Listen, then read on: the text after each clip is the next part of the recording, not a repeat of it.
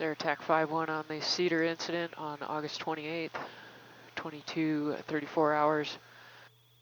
And we have helicopter 531 inbound to a spot fire on Division Yankee outside the dozer line. That was identified by the tech operator in the back seat of 5-1. No boots on the ground.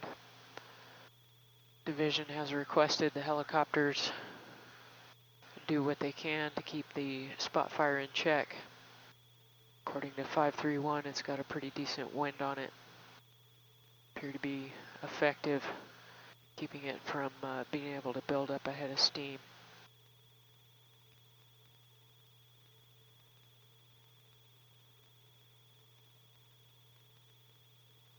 There's 531's drop, and they are departing.